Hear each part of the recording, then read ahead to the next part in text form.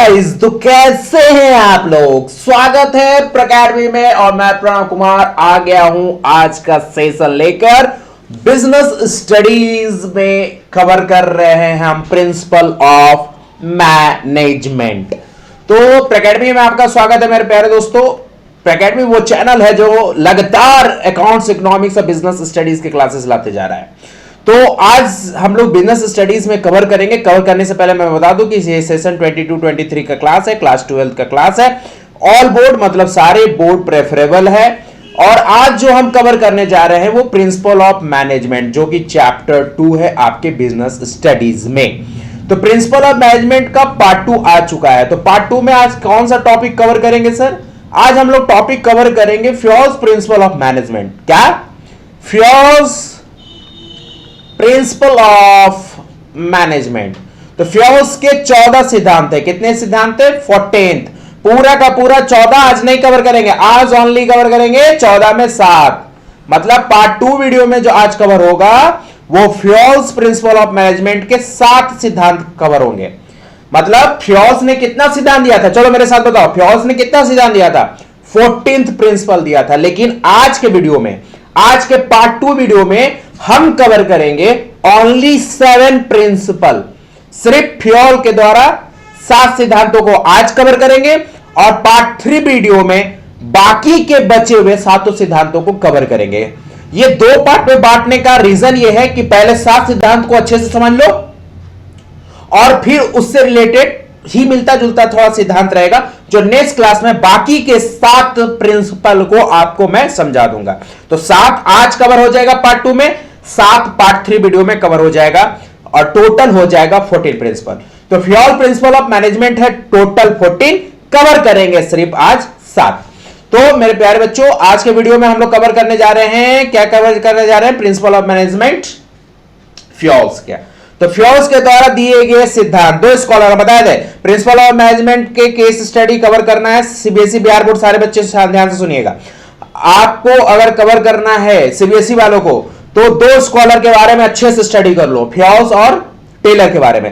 Case study यहीं से आएगा। बिहार बोर्ड वाले भी आप भी ध्यान से सुनिएगा, ये दोनों स्कॉलर से रिलेटेड पक्का क्वेश्चन लड़ता है, पक्का का पक्का क्वेश्चन आता है। बिहार बोर्ड में मैं बता दूंगा, मतलब वहीं से क्वेश्चन आएगा।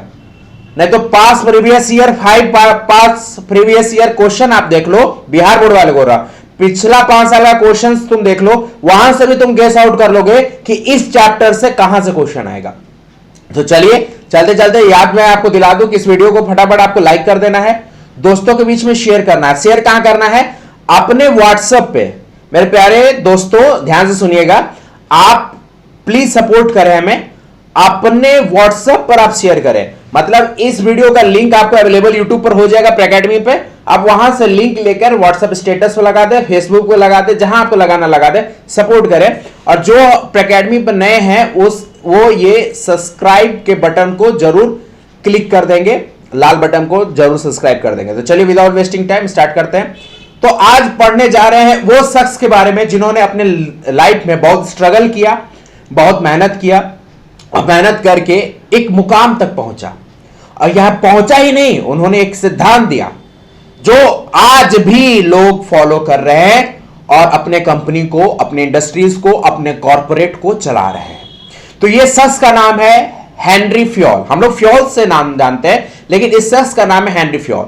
तो आज कहानी जो पढ़ेंगे वो हेनरी फ्योल्स के बारे में थोड़ा पढ़ेंगे, इनके बारे में जानेंगे। ये शख्स था कौन, ये शख्स क्या था और इसने कैसे प्रिंसिपल का, सिद्धांतों का इजाद किया। क्योंकि मैंने आपको बताया है principle is not formed overnight. ये रातों रात सिद्धांत पैदा नहीं लेता है, इसमें ढेर सारा एक्सपेरिमेंट, ऑब्जर्वेशन, प्रैक्टिस करना होता है। तो आप इस कहानी से समझ जाओगे कि कैसे हेनरी फ्योल ने प्रैक्टिस किया, एक्सपेरिमेंट किया, ऑब्जर्व किया, तब जाकर के एक डूबी हुई, एक बैंकरप्टेड कंपनी को उसने उठा करके एक अच्छे हाइट तक पहुंचा दिया, एक अच्छे लेवल तक पहुंचा दिया जो कंपनी पहले था। तो आप ध्यान से सुनिए, हेनरी फ्योल 1841 से 1925 था। डेट को थोड़ा ध्यान रखिएगा, बिहार बोर्ड क्वेश्चंस यहां से आता है और यहां से क्वेश्चंस ऑब्जेक्टिव आपका आएगा। तो हेनरी फ्योल्स 1841 और 1925 का पीरियड है। Got degree in mining engineer. Henry Fayol एक सीधा साधा, एक मामूली सा एक माइनिंग इंजीनियर थे, ज्यादा कुछ नहीं थे। और कहां थे? फ्रेंच माइनिंग कंपनी में। तो एक फ्रेंच माइनिंग कंपनी थे, वहां पर वो माइनिंग इंजीनियर थे भैया। मतलब उनका डिग्री क्या था? इंजीनियर वाला डिग्री था। ये पीरियड कौन सा है? 1860। मतलब 1860 में वो इंजीनियर थे, मतलब 1860 में वो इंजीनियर थे। कहां थे? फ्रेंच माइनिंग कंपनी में। होता क्या है ना कि he rose to be a position to managing director, वो जाकर के आगे मैनेजिंग डायरेक्टर बनते 1988 में। वो आगे जाकर के 1988 में मैनेजिंग डायरेक्टर बनते हैं। तो ध्यान से कहानी सुनिएगा। 1860 में वो क्या थे? Mining engineer. लेकिन 1988 में जाकर के वो मैनेजिंग डायरेक्टर बन गए। मैनेजिंग डायरेक्टर मतलब मैनेजमेंट का पावर संभालना, मैनेजमेंट को कंट्रोल करना, किसी कंपनी के मैनेजमेंट अपने हाथ में रखना, वो होता है मैनेजिंग डायरेक्टर। तो ये कहानी क्या था इसको थोड़ा सा आगे समझेंगे। When the company was on the verge of bankruptcy, ये जो कंपनी थी फ्रेंच माइनिंग कंपनी, हुआ ऐसा कि ये वहां मैनेजमेंट अच्छे से रोल प्ले नहीं कर रहा था। इसके कारण क्या हुआ कि ये कंपनी जो फ्रेंच माइनिंग कंपनी है वो पूरी तरह से बैंक करप्ट हो गया, मतलब दिवालिया निकल गया। और इसी कंपनी में वो महान शख्स जो स्कॉलर बना, हेनरी फ्योल, यहां पर काम कर रहा था इंजीनियर के रूप में। तो फ्रेंच माइनिंग कंपनी बैंकरप्ट हो गई थी। स्थिति क्या थी कि बैंकरप्ट हो गई, और वहां पर काम कर रहे थे हेनरी फ्योल साहब एज अ माइनिंग इंजीनियर। 1860 में हुआ क्या कि सबकी नौकरी जाने लगी, सबको मतलब हटाना। सीधा बात है, जब कंपनी बैंकरप्ट हो जाएगी, कंपनी बैंकरप्ट कब होती है? जब लोन लेती है उसको अपने पर्सनल एसेट से नहीं चुका पाती है तो कंपनी बैंकरप्ट हो जाती है। इवन पर्सनल एसेट से मतलब पैसा तो छोड़ो, अपने संपत्ति बेचकर भी उसको चुका नहीं पाओगे तो बैंकरप्ट हो जाता है। तो होता क्या है ना कि कर्ज में घुल गई, कंपनी डूबने लगी, लोगों की नौकरी जाने लगी। हेनरी फ्योल साहब की भी नौकरी इवेंटली चली ही गई थी, लेकिन हेनरी फ्योल ने साहस कायम किया, पेशेंस रखा। और ये बंदा जो था ये इंजीनियर था, बात समझो, ये बंदा इंजीनियर था, लेकिन इसने मैनेजमेंट कंट्रोल किया। बॉस, इसने मैनेजमेंट कंट्रोल किया। तब ना जाकर के 1988 में ये मैनेजिंग डायरेक्टर के रूप में परफॉर्म किया।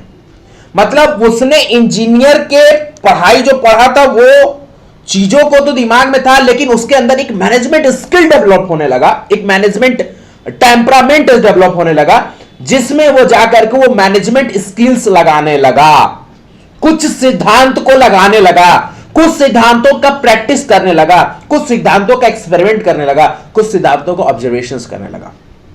वो लगाता था, वो प्रैक्टिस करता था इस कंपनी में कि ये सिद्धांत अगर हम कंपनी में लगाएंगे तो क्या ये फॉलो होगा, इससे हमारे कंपनी का रूपरेखा बदलेगा कि नहीं बदलेगा। इस चीजों को उसने एक्सपेरिमेंट किया। इसीलिए बोला कोई भी सिद्धांत रात में नहीं बनता है, it's needs a lot of practice, experiment and observation.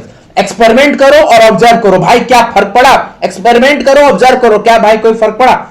यही काम ये करते गए और इन्होंने 14 प्रिंसिपल तैयार भी कर दिया और 14 प्रिंसिपल तैयार करके उस प्रिंसिपल पर कंपनी को चलाया। और चलाने के बाद जो कंपनी बैंकरप्ट हो गई थी, बैंकरप्सी के कंडीशन में थी, वो कंपनी को उसने पुनः रीडेवलप किया, वापस ला करके मैदान में कंपटीशन फील्ड में खड़ा किया। तब जाकर के इनके 14 प्रिंसिपल प्रूफ के रूप में साबित हुआ और इनके 14 प्रिंसिपल लोगों के मैनेजमेंट स्किल में आने लगा। क्यों? क्योंकि जो ये सिद्धांत लगाए वो कंपनी के लिए काम कर रहा था। तो इन्होंने एक एक करके सारे सिद्धांत को, ऐसा भी हुआ होगा कि कोई सिद्धांत को लगाएंगे वो काम नहीं किया होगा, तो उसको हम लोग नहीं जान रहे, आज हम नहीं पढ़ रहे, आप नहीं पढ़ रहे, कोई नहीं पढ़ा। लेकिन जो प्रिंसिपल हम फ्योल्स के पढ़ रहे हैं या पढ़ेंगे अभी, वो प्रिंसिपल जाहिर सी बात है कि कंपनी के ग्रोथ एंड रीडेवलपमेंट में वो काम किया, तब जाकर वो प्रिंसिपल आज हम और आप पढ़ रहे हैं।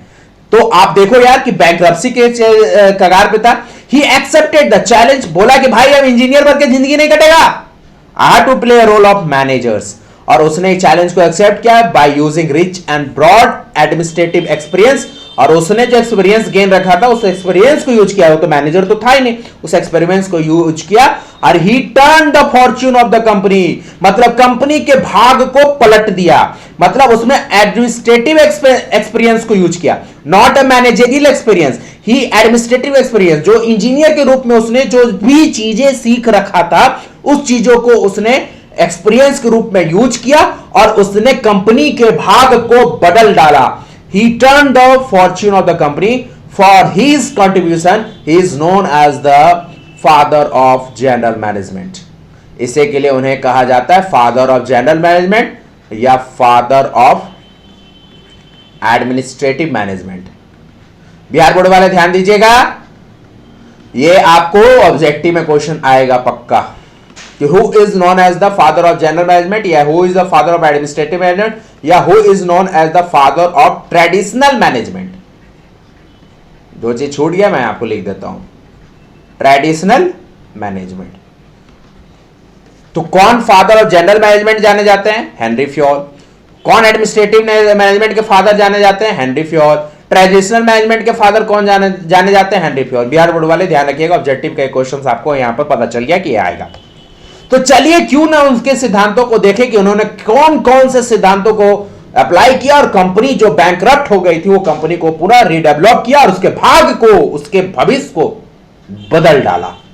तो चलिए देखते हैं प्रिंसिपल को। तो सबसे पहला प्रिंसिपल है principle of management developed by Fayol. Fayol साहब ने सबसे पहला प्रिंसिपल दिया division of work.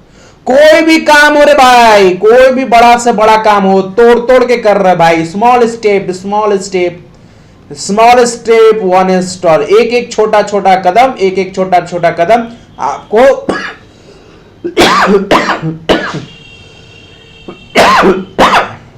Sorry class, sorry sorry sorry, आपको एक दिन एसी को थोड़ा कम कीजिए, आपको एक दिन आपके गोल तक पहुंचा देगा। और डिवीजन ऑफ वर्क से आपको क्या मिलता है? स्पेशलाइजेशंस, स्पेशलाइजेशंस, स्पेशलाइजेशंस मिलता है। तो division of work among the workforce help to improve the quality of overall product. Henri Fayol said that specialisation in work. अब इसमें क्या है ना कि डिवीजन ऑफ वर्क क्या हो गया ना कि मेरे पास मार्केटिंग का काम आया। ये चीज हम लोग भी एक बार पढ़ चुके हैं, स्टार्टिंग में हम लोग ने एक significance of principle of management पढ़ रहे थे तो वहां पे हम लोग ने देखा था। अब मुझे भाई मेरे कंपनी मार्केटिंग का काम है, सेल्स का काम है, फाइनेंस का काम है, प्रोडक्शन का काम है, तो हर तरह का काम है, तो हर तरह का काम को बांट दो और इस काम को उस व्यक्ति को दो जो उसमें एक्सपर्ट है। इस काम को उस व्यक्ति को दो जो व्यक्ति उसमें एक्सपर्ट है। तो इसको कहते हैं स्पेशलाइजेशन। भाई मार्केटिंग में ये बंदा एक्सपर्ट है, इसको दे दो, फाइनेंस में ये एक्सपर्ट है, इसको दे दो, प्रोडक्शन में एक्सपर्ट है, इसको दे दो। मतलब जो व्यक्ति जिस फील्ड में काबिल हो उसको वो काम दे दो। तो डिवीजन ऑफ वर्क, इससे क्या होगा? सब बंदा परफॉर्म अच्छा करेगा, एफिशिएंसी के साथ, इफेक्टिवनेस के साथ परफॉर्म करेगा और रिजल्ट अच्छा आएगा। Specialization and work increase in the productivity and improve efficiency बढ़ेगा। Division of labour also lead to specialization, accuracy भी बढ़ेगा, स्पीड ऑफ द वर्कर भी बढ़ेगा। This principle is applicable both in managerial and technical field. ये management field में भी काम करेगा, ये इंजीनियरिंग फील्ड में, टेक्निकल फील्ड में भी ये बातें काम करता है। अब देखो मैनेजरियल एंड टेक्निकल फील्ड दोनों लिखा हुआ है, मतलब टेक्निकल फील्ड का आदमी थे हेनरी फ्योल, उन्होंने इस सिद्धांतों को मैनेजरियल कॉन्सेप्ट में ला करके इस सिद्धांत को डेवलप करवाया। बारीकी से समझना। चलो पहला सिद्धांत क्लियर हो गया, क्या है बोलो जल्दी से? Division of work. दूसरा प्रिंसिपल उन्होंने दिया ऑथोरिटी एंड रिस्पॉन्सिबिलिटी। दूसरा सिद्धांत उन्होंने दिया ऑथोरिटी एंड रिस्पॉन्सिबिलिटी। मैं इसको समझाता हूं, हेनरी फ्योल साहब ने क्या बोला। ये गाड़ी का दो चक्का, भाई ये गाड़ी मान लो, ये गाड़ी है भाई, गाड़ी है, गाड़ी गाड़ी गाड़ी मान लो, ये गाड़ी का दो चक्का है। और एक बात बताओ, अगर एक चक्का अगर मैं निकाल दूं, इस गाड़ी का मैं एक चक्का निकाल दूं, तो क्या ये गाड़ी चल पाएगा? नहीं चल पाएगा। इसमें दोनों व्हील्स का एक इक्वल इंपॉर्टेंस है। ये पहला व्हील का नाम है ऑथोरिटी और दूसरा व्हील का नाम है रिस्पॉन्सिबिलिटी। मतलब ऑथोरिटी भी जरूरी है, रिस्पॉन्सिबिलिटी भी जरूरी है। ये तो एग्जाम्पल 1 हो गया। एग्जाम्पल 2 मैं बताता हूं। एग्जाम्पल 2 क्लास का बात ले लेते हैं। क्लास में दो व्यक्ति का बहुत बड़ा इंपॉर्टेंस है, एक तो टीचर जो आपको पढ़ाते हैं और एक स्टूडेंट्स। अब एक बात बताओ यार, कोई ऐसा क्लास हो जहां टीचर ना हो तो स्टूडेंट्स क्या करेंगे? अपने मन से काम करेंगे, कोई मतलब सही पैटर्न में काम नहीं करेंगे। अगर टीचर क्लास में स्टूडेंट ही ना हो तो टीचर पढ़ाएगा किसको? मतलब टीचर जरूरी है तो स्टूडेंट भी जरूरी है। ऐसा नहीं कोई कर सकता कि स्टूडेंट है टीचर नहीं चलेगा, ऐसा नहीं कर सकते। या टीचर है स्टूडेंट नहीं रहे तो चलेगा, ऐसा नहीं कह सकते। अभी ऑनलाइन क्लासेस वाली बातें मत लाना, बहुत सारे कुरफात वाली बात नहीं लाना, ये क्लास की बात कर रहा हूं जो स्कूल में आपका चलता है ऑफलाइन। वहां पर क्या है, teacher and student both are necessary. जैसे गाड़ी में 2 चक्कर नेसेसरी है, वैसे क्लास में टीचर स्टूडेंट दोनों नेसेसरी है। कोई एक भी गायब हो गया तो दिक्कत है। उसी तरह से किसी भी ऑर्गेनाइजेशन में, चलो अब ये बना देता हूं ऑर्गेनाइजेशंस, किसी भी ऑर्गेनाइजेशंस में ऑथोरिटी भी जरूरी है जो कंट्रोल करेगा, और रिस्पॉन्सिबिलिटी भी जरूरी है जो काम करेगा। ऑथोरिटी में कौन आ गया, मैनेजर्स जो काम को देगा। रिस्पॉन्सिबिलिटी में कौन आएंगे, सब ऑर्डिनेट। कौन आएंगे, सब ऑर्डिनेट, जो मैनेजर के नीचे रह करके परफॉर्म करेगा। तो मैनेजर टास्क देगा किसको, सबऑर्डिनेट को, और सबऑर्डिनेट काम करेगा। सबऑर्डिनेट को कोई दिक्कत होगा तो वो मैनेजर्स को बताएगा। मतलब मैनेजर सबऑर्डिनेट, जैसे क्लास में टीचर स्टूडेंट हो गए, वैसे किसी भी ऑर्गेनाइजेशन में मैनेजर और उसके सबऑर्डिनेट होंगे। मैनेजर एक्ट करेगा एज अथॉरिटी। अथॉरिटी वो होता है जो काम को डेलीगेट करता है, और रिस्पॉन्सिबिलिटी वो होता है जो काम को लेता है और उसको एक्सेप्ट करता है और उस पर परफॉर्म करता है। तो मैनेजर एज एन अथॉरिटी काम देगा, सबऑर्डिनेट एज एन रिस्पॉन्सिबिलिटी काम को परफॉर्म करेगा। ठीक है, तो इसमें देखिए these are the two key things, these are the two things, मतलब अथॉरिटी और रिस्पॉन्सिबिलिटी के बारे में बात कर रहे हैं। Management they work hard in hands while authority enable the management to delegate work. Management मतलब मैनेजर डेलीगेट करेगा वर्क, और इसके रिस्पॉन्सिबिलिटी होगा सबऑर्डिनेट का। सबऑर्डिनेट का एक प्राइम रिस्पॉन्सिबिलिटी होगा कि उसको अकाउंटेबल करे और जो काम दिया उसको करे for any work done under their leadership, क्योंकि लीडरशिप तो कर रहा है managers. Henry Fayol said that the power of authority accompanying responsibility given by the management, the right to order subordinate। तो यहाँ ऑथोरिटी के रूप में, मैंने कहानी ऊपर समझा दिया, वही चीज को डिटेल लिखा हुआ है। ऑथोरिटी के रूप में मैनेजर काम करेगा, और रिस्पॉन्सिबिलिटी के रूप में कौन काम कर रहा है, सबऑर्डिनेट काम कर रहा है। रिस्पॉन्सिबिलिटी के रूप में कौन काम कर रहा है, सबऑर्डिनेट काम कर रहा है। मैनेजर काम देगा सबऑर्डिनेट को, और सबऑर्डिनेट इसको परफॉर्म करेगा as a responsible person.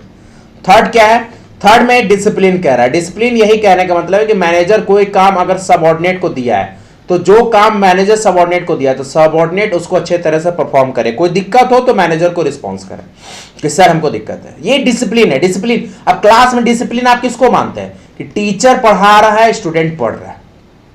Teacher पढ़ा रहा है, स्टूडेंट पढ़ रहा है, स्टूडेंट को कोई दिक्कत है तो टीचर से पूछ रहा है। ये क्लास का डिसिप्लिन है। उसी तरह से किसी ऑर्गेनाइजेशन में क्या डिसिप्लिन है, कि मैनेजर्स सबऑर्डिनेट को काम दे रहा है, डेलीगेट कर रहा है, और सबऑर्डिनेट उसको परफॉर्म कर रहा है। अगर सबऑर्डिनेट को कहीं दिक्कत है भाई तो वो मैनेजर्स को इन्फॉर्म करेगा। तो nothing good is ever achieved without discipline. Without discipline तो कुछ नहीं होता है। The third principle propagate by Henri Fayol was discipline. तीसरा सिद्धांत डिसिप्लिन बताया, क्योंकि डिसिप्लिन का फॉलो होना बहुत जरूरी है। जो काम दे रहे हैं सही वक्त में सही समय पर होना बहुत जरूरी है, यह भी एक सिद्धांत का पार्ट है। It is one of the core value of any system. किसी भी सिस्टम का ये कोर वैल्यू है।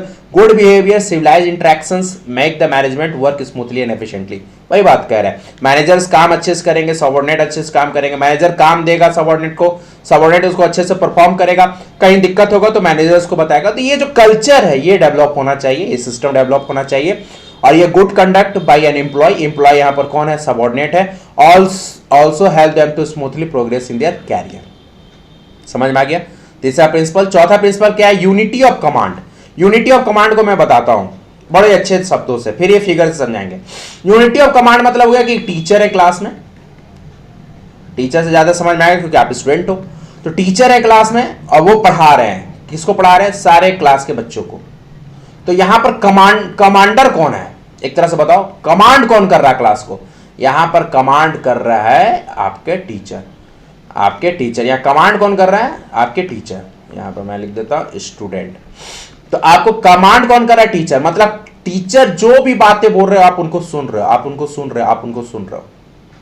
तो इसको कहते हैं यूनिटी ऑफ कमांड। मतलब बोलने वाला एक है, एक ही लीडर है जो टीम को लीड कर रहा है, वो बातों को सबऑर्डिनेट पास पहुंचा रहा है। तो यहां टीचर एक्ट हो रहा है एक तरह से मैनेजर्स के रूप में, और यहां स्टूडेंट एक्ट हो रहा है एक तरह से सबऑर्डिनेट के रूप में। तो यहां क्या है, मैनेजर्स क्या कर रहा है, अपने सबऑर्डिनेट को टास्क दे रहा है, किसी चीज को इंस्ट्रक्शंस दे रहा है, ऑर्डर दे रहा है, समझाने की कोशिश कर रहा है। अच्छा एक बात बताओ, यहां पर मान लो एक ही चीज को दो टीम लीडर खड़ा हो जाए, दो टीम लीडर रहे और उसके नीचे सबऑर्डिनेट रहे, तो ये कुछ बोलेगा ये कुछ बोलेगा। इससे क्या होगा, एक वेग प्रोड्यूस होगा, ओवरलैपिंग होगा और चीजें समझ में नहीं आएगा। इसीलिए कहा जाता है the team leader should be one, वही अपने टीम को लीड करेगा। अगर दो टीम लीडर बढ़ जाएगा तो इससे क्या होगा, कंफ्यूजन होगा। जैसे मान लो आपको बिजनेस स्टडीज पढ़ा रहे हैं एकेडमी में प्रणव सर, और इसी टॉपिक को मैं किसी और टीचर से पढ़वा दूं, तो इससे क्या होगा ना कहीं देखो टॉपिक तो सेम है, बातें भी सेम होगा, कोई लफड़ा नहीं है, लेकिन दो व्यक्तियों के द्वारा एट अ सेम टाइम अगर हम आपको पढ़ाए तो होता क्या है ना, कंफ्यूजन क्रिएट होता है, ओवरलैपिंग ऑफ कॉन्सेप्ट होता है और उससे कंफ्यूजन होता है। इसलिए कमांडर एक होना चाहिए जो पूरे, अब प्रिंसिपल ऑफ मैनेजमेंट पढ़ा रहे हैं तो इसका पूरा कमांड हम करेंगे, हम पढ़ाएंगे और हम ही मतलब इस चैप्टर को कमांड करेंगे और आपको पढ़ाएंगे और आपको पढ़ना है। तो यूनिटी ऑफ कमांड मतलब कमांडर एक, टीचर स्टूडेंट का रिलेशन। तो यूनिटी ऑफ कमांड मतलब क्या होता है, it implies that every worker should receive orders, order receive करे, इंस्ट्रक्शन रिसीव करे फ्रॉम वन सुपीरियर, एक जो सुपीरियर हो, सुपीरियर मतलब यहां पर एक मैनेजर्स का ही है या यहां पर एक टीचर्स के रूप में समझिए, मतलब कोई एक सुपीरियर होना चाहिए। इसको थोड़ा सा मतलब एक सुपीरियर होना चाहिए और सुपीरियर के अंदर आपके बहुत सारे सबऑर्डिनेट होंगे। One superior only, otherwise it will create confusion. अगर एक से ज्यादा सुपीरियर होंगे तो कंफ्यूजन होगा, कंफ्लिक्ट होगा, डिस्टर्बेंस होगा, ओवरलैपिंग होगा। इसलिए इस फिगर को समझने की कोशिश कीजिएगा। यहां पर सुपीरियर एक है, सबऑर्डिनेट एक है, चलेगा, यूनिटी ऑफ कमांड है। यहां पर क्या है, सुपीरियर एक है, सुपीरियर दो है, सुपीरियर तीन है, सबऑर्डिनेट है। तो अब ये भी एक बोल रहा है, ये भी बोल रहा है, ये भी बोल रहा है, जिससे क्या होगा, यहां पर क्या क्रिएट होगा, यहां पर कंफ्यूजन क्रिएट होगा, कॉन्फ्लिक्ट क्रिएट होगा, डिस्टर्बेंस क्रिएट होगा, ओवरलैपिंग हो जाएगा, मतलब वो कुछ बोले हम कुछ बोले, ओवरलैप कर जाएगा। एक superior, multiple subordinate, subordinate 1, subordinate 2, subordinate 3, subordinate 4। इससे क्या होगा, एक सुपीरियर सबऑर्डिनेट 1, 2, 3 और 4 चारों को लेकर के चल रहा है। तो ये सही है, यूनिटी ऑफ कमांड का एक बेस्ट एग्जांपल है। लेकिन यहां क्या है, सबऑर्डिनेट 1 है, सबऑर्डिनेट 2 है, सबऑर्डिनेट 3 है, सबऑर्डिनेट 4 है, चारों है, लेकिन इनको कमांड करने के लिए 1 है सुपीरियर, 2 है सुपीरियर, 3 है सुपीरियर। तो इससे क्या होगा, कंफ्यूजन क्रिएट होगा। कहने का बस एक ही मतलब है, सुपीरियर एक ही रहेगा, सबऑर्डिनेट मल्टीपल चलेगा। जैसे टीचर क्लास में होते हैं, वो कमांड करते हैं क्लास को और स्टूडेंट उस क्लास में पढ़ते हैं, तो वहां पर एक यूनिटी ऑफ कमांड का एक बेस्ट एग्जांपल सेटअप होता है। तो आई थिंक कि आपको इस फिगर से समझ में आएगा यूनिटी ऑफ कमांड। तो यही हेनरी फ्योल ने कहा कि कमांड करने वाला एक रहेगा और उसके नीचे काम करने वाले अनेक चलेंगे। अब नेक्स्ट जो है आपका नेक्स्ट प्रिंसिपल, बड़ा जबरदस्त प्रिंसिपल है, unity of directions. Unity of directions unity of command से मिलता जुलता हुआ है, थोड़ा सा यहां समझने की कोशिश कीजिएगा।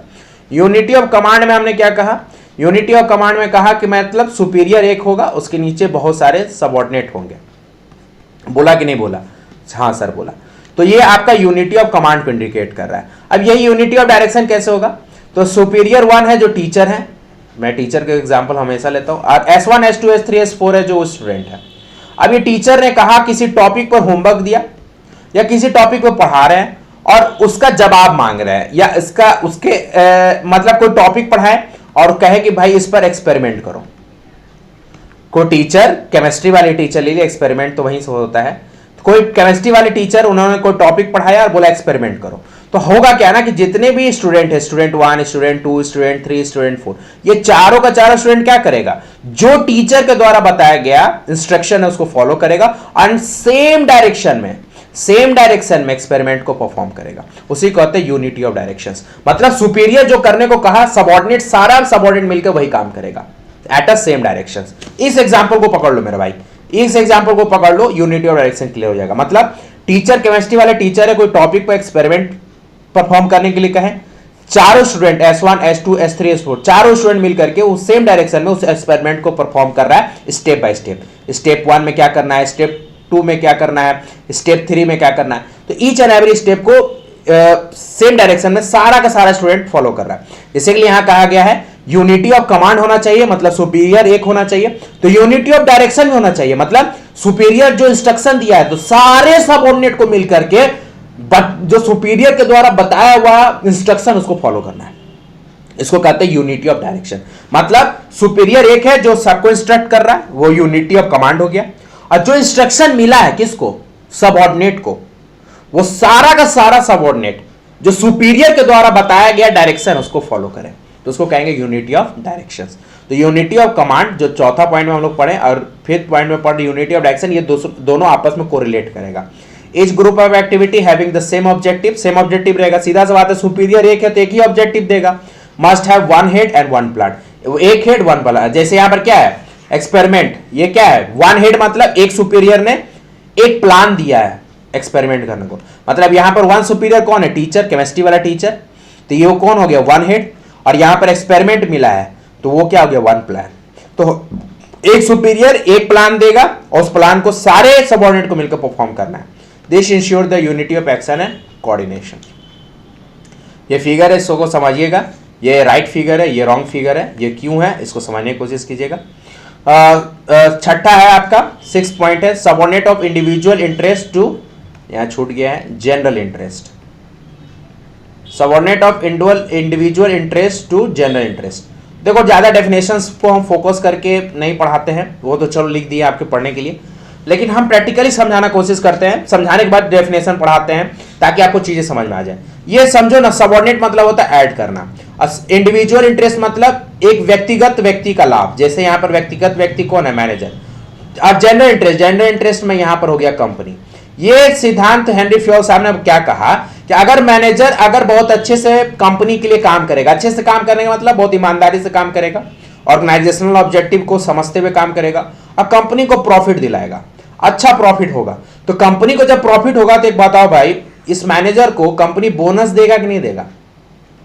कहेगी ना, कंपनी अनाउंस करेगी ना कि भाई इस बार दिवाली में हम देंगे बोनस, काहे क्योंकि कंपनी को ह्यूज प्रॉफिट हुआ है। तो वही बात हेनरी फ्योल साहब ने कहा कि कोई भी मैनेजर हो, कोई भी सुपीरियर हो, कोई भी सबऑर्डिनेट हो, वो कंपनी के लिए पूरे जी जान से काम करे, कोई पूरे मन तन धन नहीं होता है, उसको लगा कर काम करे। उससे क्या होगा, कंपनी की तरक्की होगी तो आपकी तरक्की होगी। कैसे? कंपनी को होगा प्रॉफिट तो कंपनी देगा बोनस, किसको? मैनेजर्स को देगा, मैनेजर्स के नीचे काम करने वाले सबऑर्डिनेट सबको दिवाली का बोनस मिलेगा। इसीलिए कह रहे हैं सबऑर्डिनेट करके चलिए, किसको? अपने लाभ को और कंपनी के लाभ को। अपना लाभ मतलब individual interest plus general interest. Individual interest मतलब मैनेजर्स को अगर अपना इंटरेस्ट देखना, अपना लाभ देखना है कि दिवाली में इस बार बोनस मिले, तो मैनेजर्स को कंपनी के लिए अच्छा से परफॉर्म करना होगा। तो आप डेफिनेशंस को अच्छे से पढ़ लीजिए। और सातवां जो पॉइंट हेनरी फ्योल साहब ने कहा वो बहुत बहुत बहुत इंपॉर्टेंट है भाई, उसको कहते हैं रेमुनरेशन, जिसको हम और एलोबरेट करके कहें सॉरी तो इसको कहेंगे fair remuneration. Fair remuneration, fair remuneration मतलब each and every employee should get salary and wages. Salary नहीं, यहाँ वेजेस कहेंगे क्योंकि यहाँ मजदूर काम कर रहा है तो मजदूर को मिलता है वेजेस। सही समय पर वेजेस मिलना चाहिए, क्योंकि वेजेस क्या है, एक फाइनेंशियल मोटिवेशन है, फाइनेंशियल मोटिवेशन है। आपको सही समय पर पैसा मिले, तनख्वाह मिले तो आप क्या होगे, मोटिवेट होगे, तो होना चाहिए। हेनरी फ्योल ने कहा इसमें कटौती मत करना बेटा, कंपनी अगर लॉस में चल रही होगी तो इसमें कटौती मत करना, सबको मंथली वेजेस देना। अगर नहीं वेजेस दोगे तो और डिमोटिवेट हो जाएगा और बकवास काम करेगा और कंपनी का बुरा हालत होगा। We love and appreciate for our effort. Remuneration is an organization plays an motivational force, motivation काम करता है, that keep the employee fuel to be well. Fuel to मतलब चार्ज अप रखता है। This remuneration should be tandem with the effort they put in. Remuneration में be a monetary and non monetary. Remuneration generally monetary होता है, financial motivations मिलता है, monetary values होता है। At the end the employee must feel that he has appropriate reward for his effort. अंत में employ को, बहुत अच्छा लाइन यहाँ पर लिखा हुआ है, यहाँ पर बहुत अच्छा लाइन ये है कि एट द एंड एम्प्लॉय को ये फील होता है कि उसने जो मेहनत किया उसका रिजल्ट उसको मिला। रिजल्ट इन द सेंस मतलब ऐसा नहीं है कि आपको अवार्ड मिला, अवार्ड भी मिलता है तो भी मोटिवेट होता है कि चलो employee of the year award मिला, क्या हमने पूरे साल में बहुत अच्छा परफॉर्म किया, वो रिवार्ड मिले उससे भी बहुत अच्छा फील होता है। लेकिन मजदूर को क्या चाहिए भाई, मजदूर को रिवार्ड नहीं चाहिए, मजदूर को महीना में उसको एक खाते पर पैसा चाहिए जो कि मजदूर को मिलना चाहिए। ठीक है, हाई क्लास के प्रोफाइल लोग नहीं है जिनको प्राइज मिलेगा तो ही वो मोटिवेट होंगे, तो रेमुनरेशन चाहिए। तो और भी 7 प्रिंसिपल है जिसको हम कवर करेंगे पार्ट 3 वीडियो में। फिलहाल अभी 7 हमने कवर किया, 7 को आप ध्यान से पढ़िए, अच्छे से पढ़िए। तो thank you so much for attending my class. अच्छा लगा हो तो वीडियो को लाइक करेंगे, शेयर कर देंगे, कहाँ मैंने आपको स्टार्टिंग बताया, व्हाट्सएप पर, फेसबुक पर। आप हमारे वीडियोस के लिंक को शेयर कर दें। आप अगर हम नए हमारे अकेडमी चैनल पर नए हैं तो उसके सब्सक्राइब बटन को सब्सक्राइब कर दे। कोई भी दिक्कत हो तो आप कमेंट कर सकते हैं, जो भी कंटेंट वीडियो उसके नीचे आप कमेंट कर सकते हैं। आप टेलीग्राम चैनल का डिस्क्रिप्शन बॉक्स में लिंक दिया है, वहां भी कमेंट कर सकते हैं। व्हाट्सअप नंबर भी दिया गया है, वहां पर भी आप मैसेज करके पर्सनली इंटरेक्ट कर सकते हैं। तो thank you so much for attending class. This is Pranav Kumar signing off. मिलते हैं नेक्स्ट वीडियो में। Till then thank you so much. हंसते रहिए, मुस्कुराते रहिए, देखते रहिए अकेडमी और सब्सक्राइब करना ना भूलें।